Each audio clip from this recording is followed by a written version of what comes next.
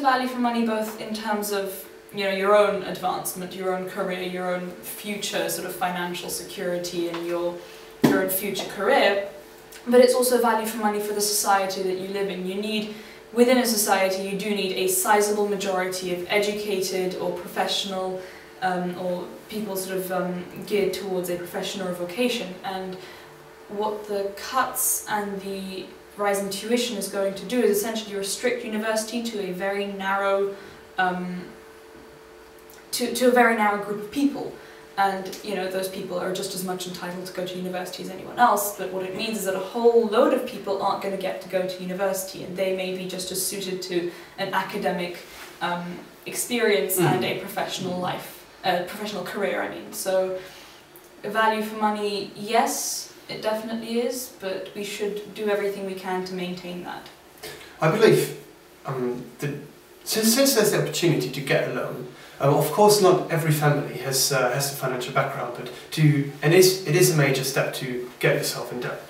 But since there is, you get so much out of the university and out of your degree, and that's why I sort of agree with the tuition fee, because getting all this, getting a world-class education completely for free is just, you don't go to a mechanic and get your car fixed for free as well. And I think begin to take things for granted if you're not, you know, contributing a sufficient amount. Of course, in the education you get, it's nothing really you can grab and hold on. But in the end of the day, you still get so much back. You cannot get for free. And so I'm not don't want to overlook the fact that we'll push certain people out, but maybe we have to encourage the people to be just to take the step, to go the step forward, to go in debt. But what you get back is helps you, pushes you on the way, and encourages you to get out of debt again.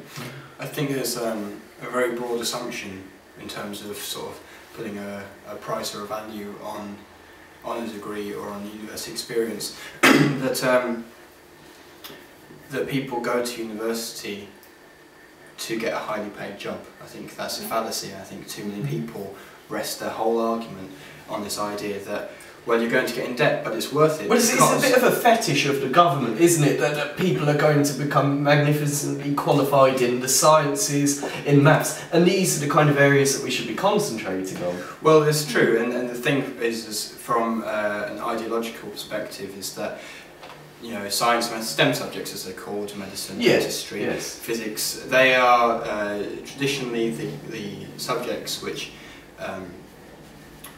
big businesses look for, and that will, you know, grow money. And I think it adds to the marketisation of the universities, because universities are no longer being a place for just higher education. They're becoming a place where they're a breeding ground for corporations and for their future MDs and for their future, you know, sort of, you know, big money makers. I think it's a big shame that you know, we're having to question the price of education when it should be just as much about the experience as the education, but also the fact that in a cut sense we're seeing things to arts and humanities because they're somehow valued as less than the sciences. I think they shouldn't be valued at all less.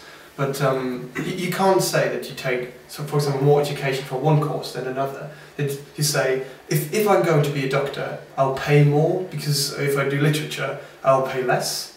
I think that wouldn't be a right thing to do either.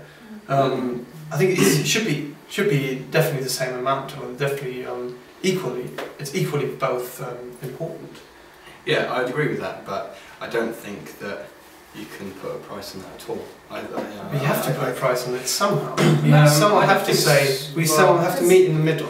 Don't make it too much, don't make it for free. Somehow the value of education is both private, so you know, it's for your own enrichment and your own self-betterment and ultimately your own future career as well, but it's also for the economy and society that you live in. Social. I mean, it's a social good as well as a private. A price on an education in the way that it will, you know, it will define a person and their mindset, and it will be with them for the rest of their life, and it will enable a person to better themselves. Yeah. But I think if we look beyond money, I think that the problem is that an education, a university level education, has become cheapened by the desire of previous governments I mean, social mobility has gone to an extreme now where everyone is encouraged to get a degree, regardless of the merit of their qualifications. And I think if we look at things in that extent, then it translates to a monetary value as well. For instance, the value to an individual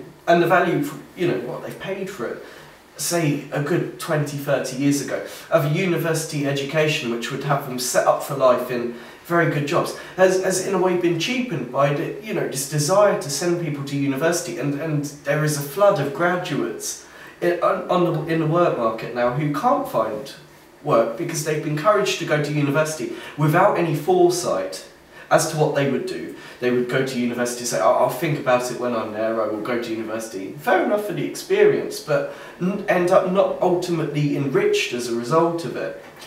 And I think it, in a way, it affects the monetary value of a degree as well, to come to a university and, in a way, perhaps have your experience cheapened by having, you know, it's a genuine concern that there are people who are coming to university who would perhaps be more suited to a more applied type of qualification, to work vocationally. Well, I think that I think the value socially of further education compared to monetary value, I don't think you can make a straight comparison. I can see your point about how if yeah, I do agree that it's not a straight. Well, I do agree that you know, higher education should be a meritocratic system. But I think if you are you know, your argument about yeah, everyone being encouraged to go to university, I mean, I don't think it's up for anyone to say what that person does or doesn't gain from it, or whether or not it was worth it in the end. I think that's a bit of a pious platform to take. But I think that to say that other people, and by other people, you know, people who perhaps deserve to be there, you know, their experience has been cheapened, and therefore they're paying for a degree the same as someone else who presumably has one from, say, a lesser institution. I think that that argument is, you know, sort of, you know, very forced by the idea of prestige of a degree or prestige of an institution, and I don't think that that's right, because I think that's quite archaic and a bit regressive.